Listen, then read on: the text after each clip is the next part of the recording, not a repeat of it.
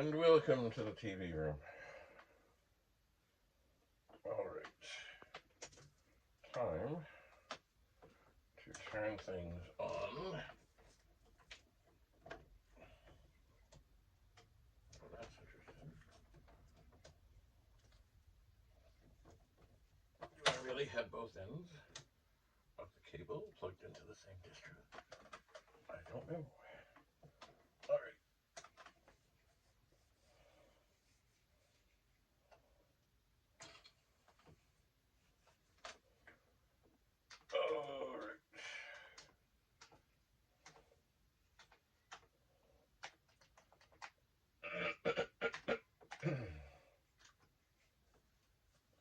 Now, we should have two drives connected.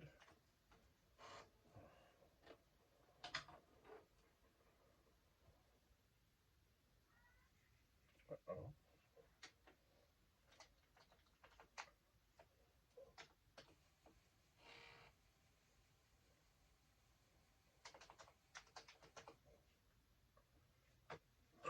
What happened here? It's a blank looking disk.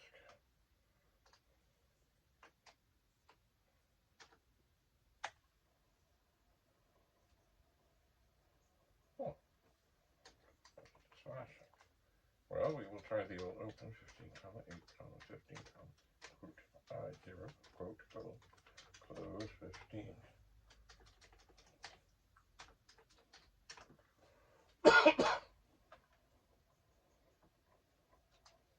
Alright.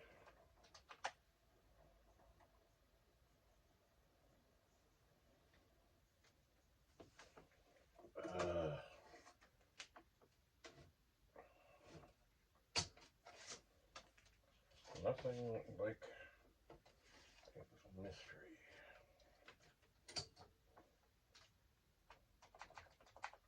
It's this guy. Well, it's not. Alright. Well, that's fine. That's fine.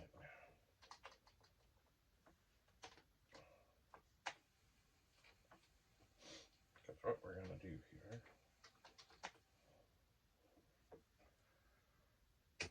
Oh, I'm suspicious now. What the hell? What is wrong? Now, this disc does have a little bit of a bend to it. I wonder, is that?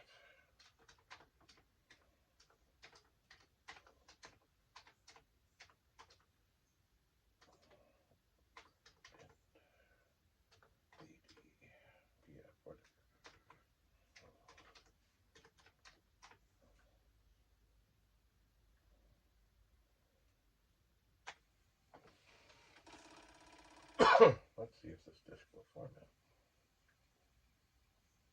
It's a very subtle bend, but it is bent. Anyway, the idea of what I'm tending to do here now was not this. It was not.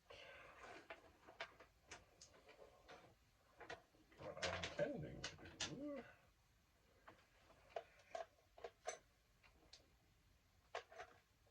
I will not hide the Sharpie. I will not hide the Sharpie.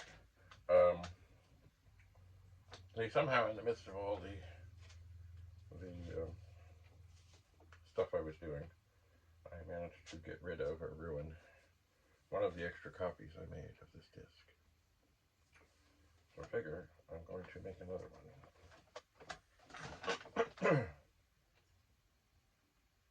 But I may try a different program here, which I have never tried before.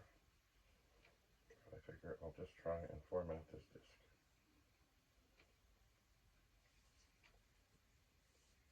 Let's see what's what.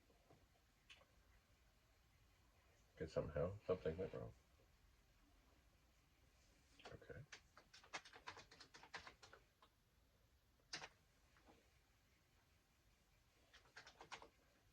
Yeah. All right. I'll add this randomly to the pile of blank, unfortunately. formatted, well, somewhat formatted discs. Okay, so I did copy all before, but I saw something called disk backup.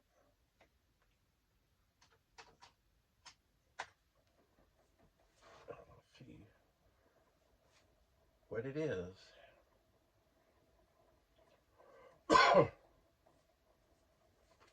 But this is the strange, mysterious Commodore disc that I've had, but I've never seen. Okay, so this will come out. I'll type in run, and immediately single disk backup.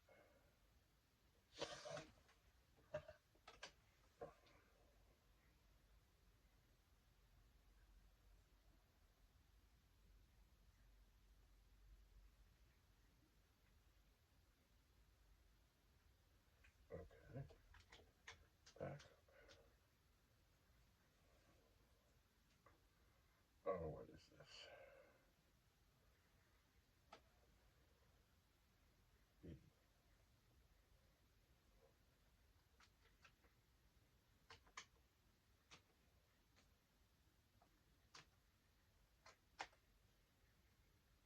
Oh,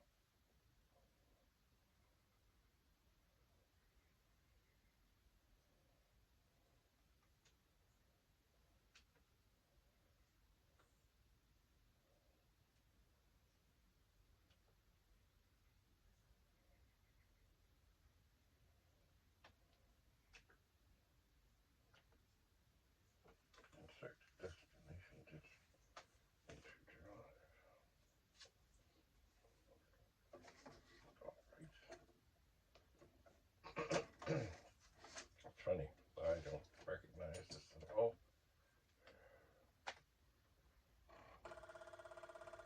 Of course, it's not doing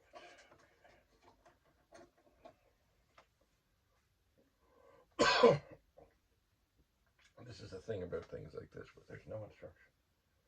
I want this to be 9. Oh, okay.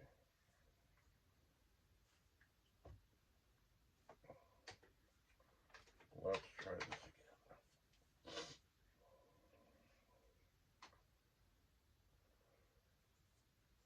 I wonder what other choices there are.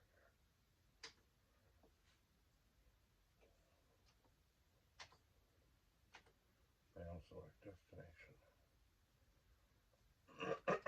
CBM programs.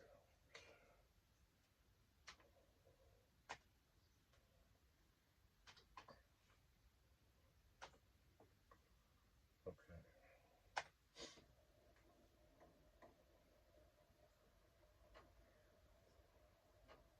So now we're formatting. Okay, so I'm doing a MAM select backup, which I believe should take less time, because that means that it will read the block allocation map and copy the stuff that's on the disk, rather than the, like, it's not going to copy empty things. So basically, even though I had hoped this was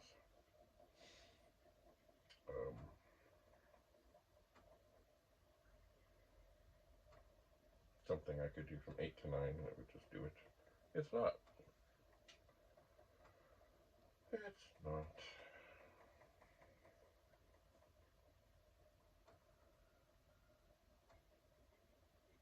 But anyway, it is formatting. So I guess somewhere there are instructions written out. But you would like to think, or I would like to think, that for somebody who does not have the manual, does not have the book, etc., etc., etc., that they could have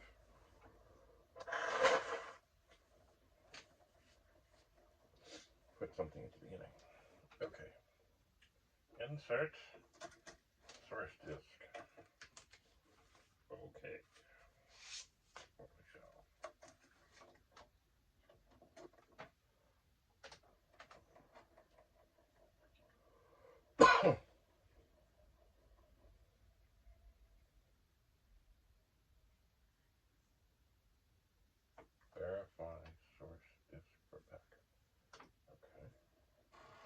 now we should see this little gas meter fill up as it's reading stuff into the RAM to write to the other disk. This is probably, maybe, perhaps, faster than the copy all program. But certainly, I don't like swapping disks. And when I have the two drives here, one is 8, one is 9, you know, I'd rather be able to do it that way. But anyway, we'll see. We will see. I don't remember how big things are. I suspect this is going to take more than one swap.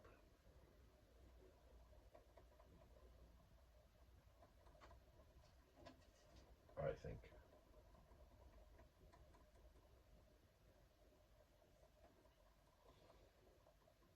But we'll see. Basically, the backup program is going to make use of every little bit of available RAM in the machine to read things in and write things out. And here,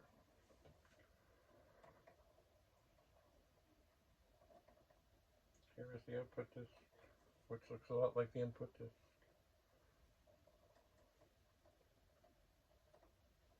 Ooh, the little red thing is now lit up. It's getting close to being full.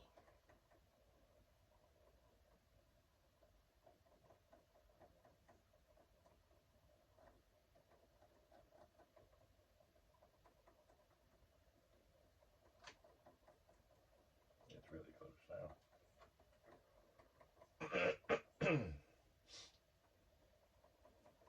Operator intervention. All right.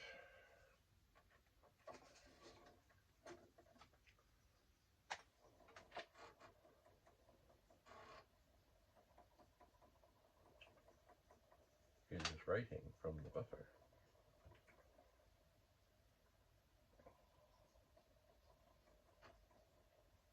So thinking back on this, I have seen this program before, long ago, and it was fine, especially if you had one disk drive.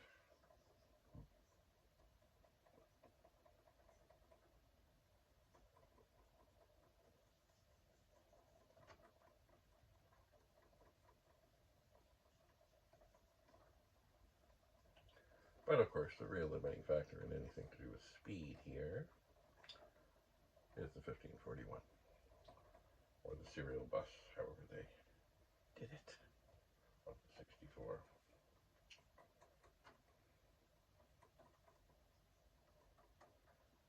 But it will be fine. And remember, of course, for somebody years ago who came off using a data set and using cassette tapes, this was magic. I mean, can you imagine, how long it would take to load things in off a tape, save things out onto another tape, or, you have to do it one at a time.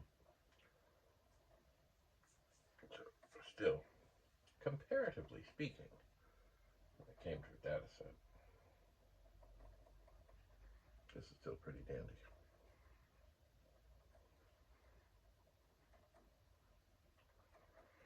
Okay, the buffer is almost empty. I'm assuming we're going to have to swap this.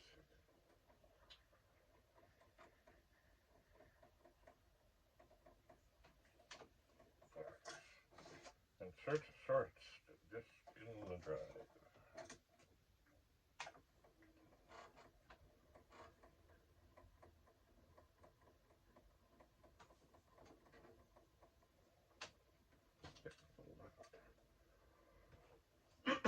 So once again, the buffer is filling.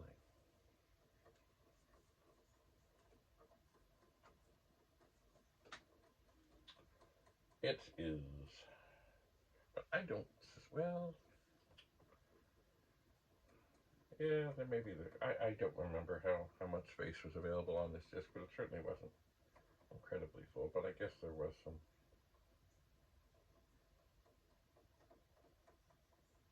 programs that were a little bigger, so maybe it'll take more than one pass. I don't know.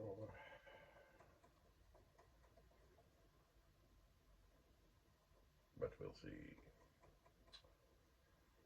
Uh, One nice thing about Copy-All was, when you had two drives, you didn't have to sit here and swap disks. If you were busy with something, or you had something else to do, you could just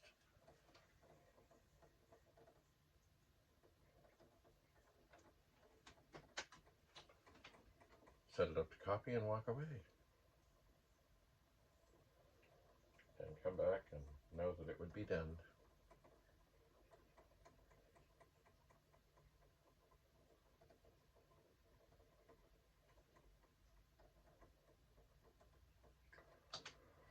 Well,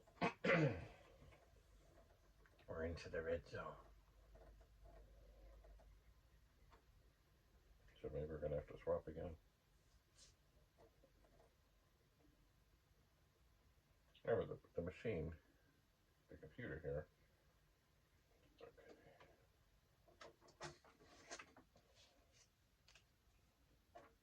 has a limited amount of RAM.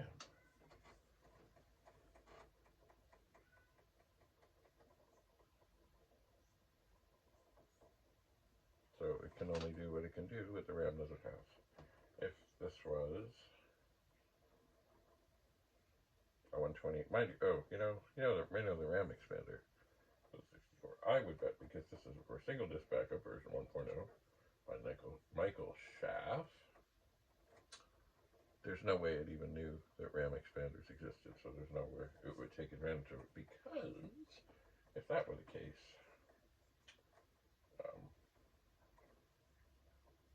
it could do it in one pass. The RAM expander was 512K. The disk is 170. Anyway, it works. It's good. It will be fine. On one of these discs, I did put a version of the tormenting program that I had modified, and I changed the remark statements, and I don't remember which disc it's on. Probably should have saved it to them all. I will continue to modify. That was how we learned a lot of things back in the day. Look at what somebody else did. For example, cursor movements, which can be programmed to make sure that things always end up at the same place, regardless of what's going on. I started using them, and I showed somebody a listing who thought that they knew a whole lot, but they were like, "What's all that? You didn't do that. No, you didn't do that." I said, "Oh yeah, I did that." Because on the listing, it just looks like the funny characters. And they were like stunned and stymied and baffled. What could that be? Anyway, cursor movements. Mind you, I guess anytime you do anything, it takes more memory. But if you want something to look just right, just so, like this thing here, it's got all its cute little boxes and things, and it doesn't want this buffer thing running down the screen, and it wants the disk status to be where it is. So I would suspect, possibly, maybe, that they use cursor movements. And the thing about the cursor movements is quite simple. When you go into quote mode, by pressing a quote, which is a Shift-2, anything you press after that that is a cursor up, a cursor down, or clear home, or other such things, it doesn't do it right then. It puts a symbol up, and it saves that. It's kind of like any other printed character. You want to make sure that stuff ends up where it's supposed to end up. That's what you do. So if you were going to do, say, something like this, and you wanted this buffer thing to be just so, I can't imagine on everything, but certainly on the disk data, probably what it does is when it does the print, it goes to the top of the screen, doesn't clear the screen, goes down. 1, 2, 3, 4, 5, 6. Oh, I've lost track, but as many times as it goes down, maybe it's 14 or so, and then it moves over the cursor, 1, 2, 3, maybe 4, and it prints the thing, so that it always goes to where it should go. Oh, are we getting to the end? No, not yet. I thought there was a bit of a pause there.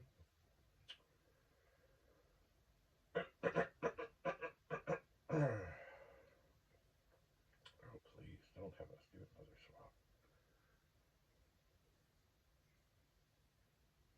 See, at some point, we're going to end up with insert destination disk. At some point, the buffer is not going to fill. It just isn't.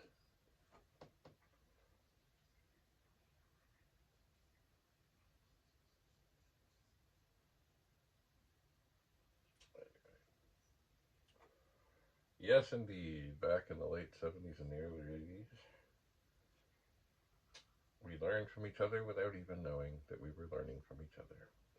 Well, no, without the person knowing that we were taking apart the program and trying to figure out, hey, what'd they do there? How'd they do that? What's up with that? And, but then, of course, I mean, there are people that send programs in that they did to clubs and things that get distributed around. And yes, people would, use them. But they'd also often modify them or snag a subroutine or an input routine or something. That was an endless thing. Input routines were like, if you put up just, if you're looking for something and then somebody just hits enter, it pops out. So there were so many things where people came up with ingenious things to make sure that people wouldn't just exit out of the program by accidentally hitting nothing. And that took a whole lot of if. Because if you're looking for a number and it's a letter, that's no good. And, if they just hit enter, usually sometimes people would put an asterisk there. And if it came up with an asterisk, it would pop back up and ask you again. Because obviously something didn't go right. And, oh yeah, the if statements were endless. And of course that took memory.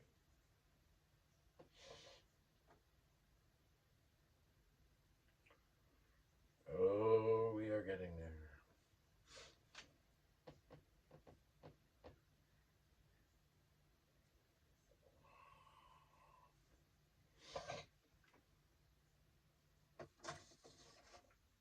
And the source disk.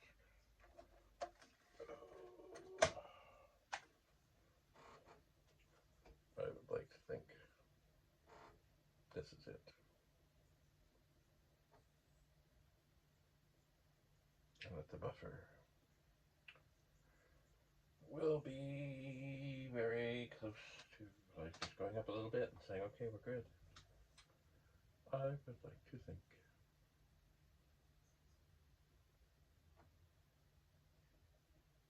I'm glad I selected the BAM select backup.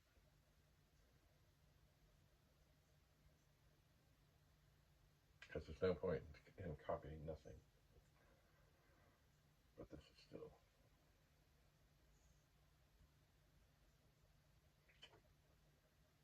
not lighting the world on fire for speed. It is not. Maybe I should have looked at the block count.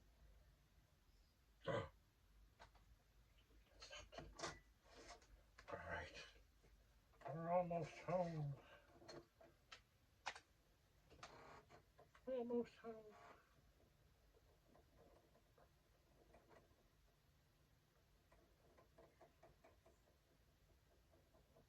we'll see if it worked.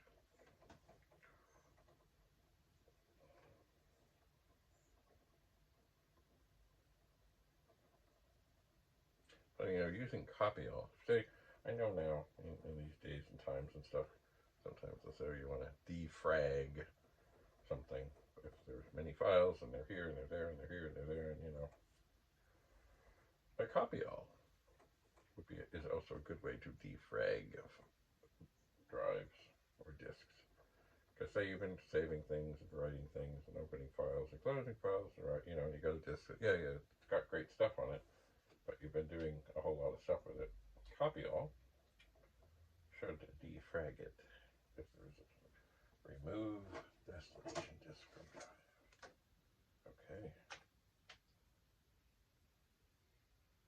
Alright, we're done. Now, I'm going to press stop. I'm going to look at 700 on.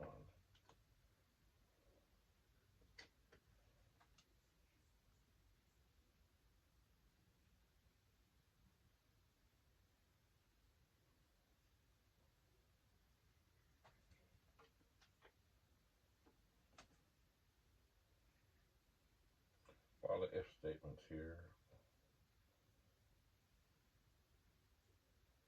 Anyway. Okay, so here is the destination drive. Disk. Did it copy it?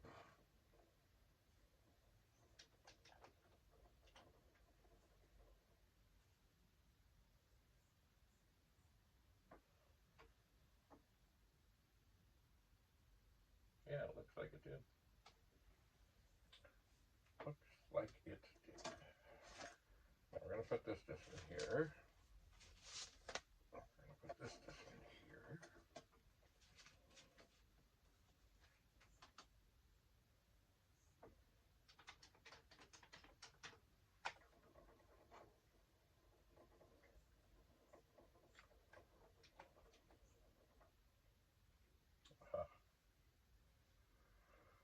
Okay. So, I do want to, there's copy.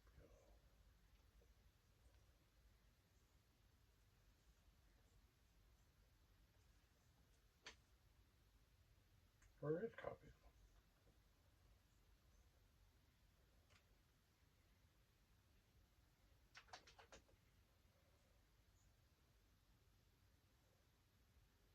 Oh, there it is. Disk copy.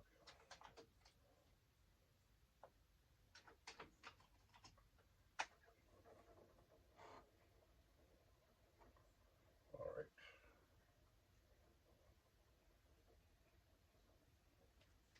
So, we'll put this disk in here.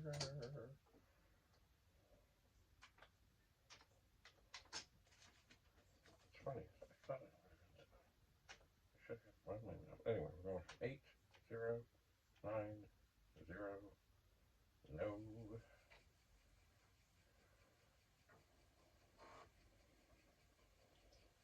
P hash.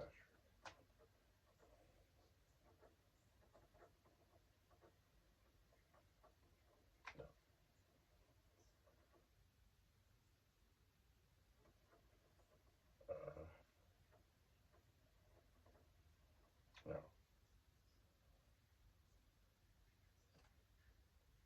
No.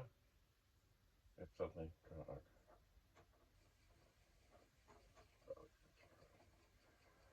Yes. Okay. You know what? We're gonna do the P asterisk, and we're gonna just say yes.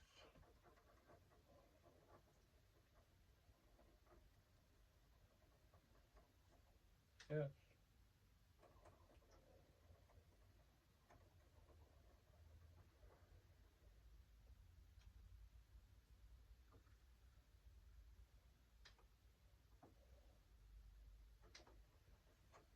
Okay. Now, if a file exists, it won't copy it, and this file exists.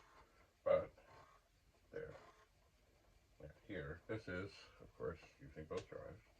This will get us where we have an exact copy of the disc. And what am I saving on there? It's the other version of the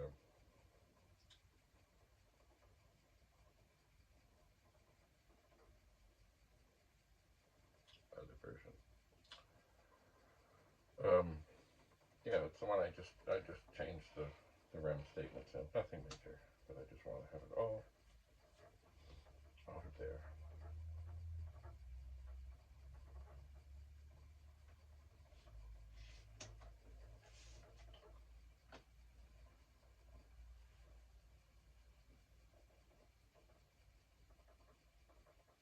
And I might do that again.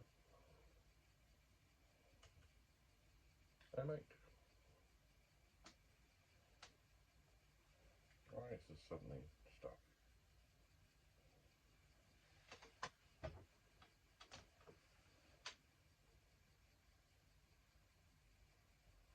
Something is going wrong.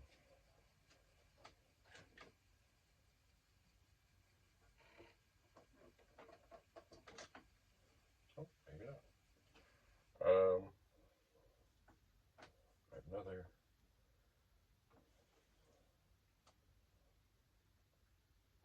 Another input disk, yes. Yes.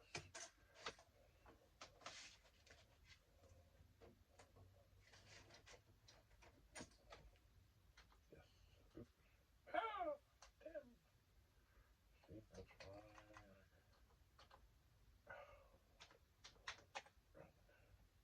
8090. No.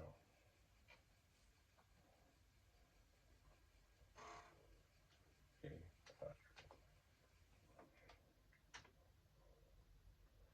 Just want to make sure.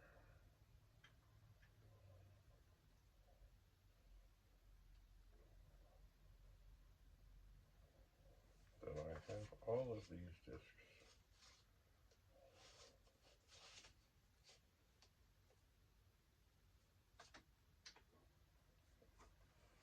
right up to date. Probably this, and this one does not exist. Okay. So when it's all said and done,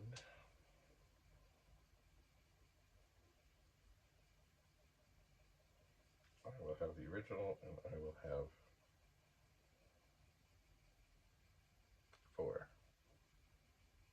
3 extra copies of this disc.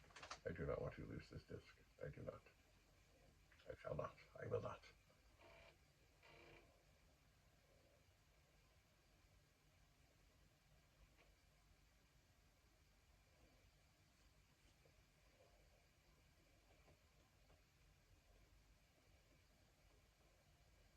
So 263 blocks free.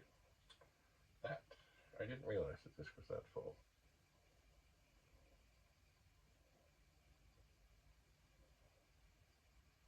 I did not.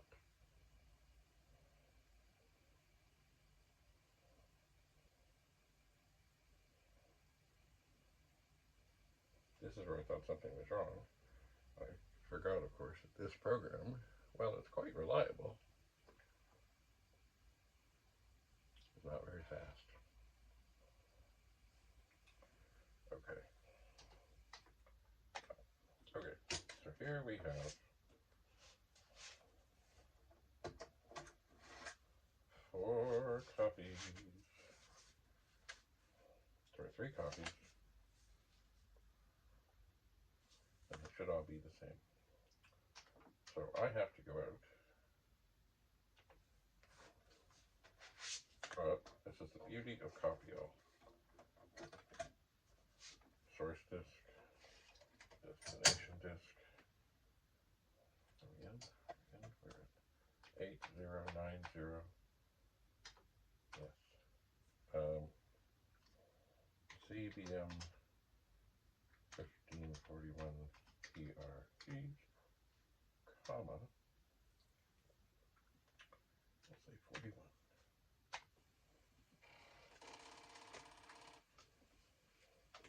This is a Commodore diskette. So we're going to let this format.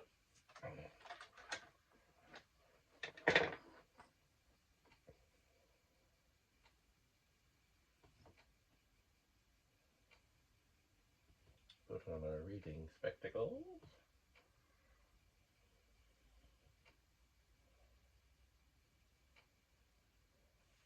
Something will do its thing.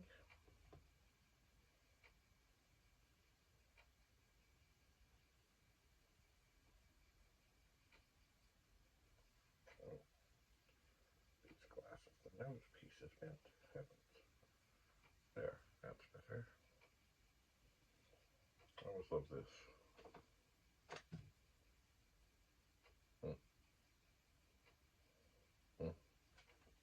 Okay, glasses off.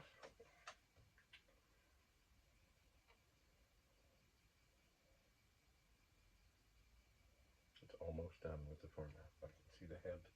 It's almost to the front here. Almost there. Okay.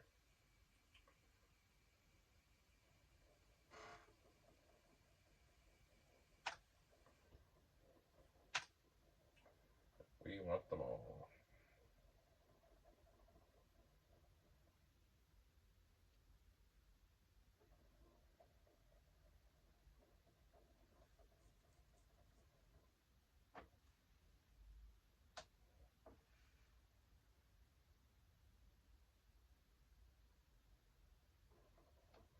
And now it is going to copy them. We are not waiting around for this. We're going to go off the air.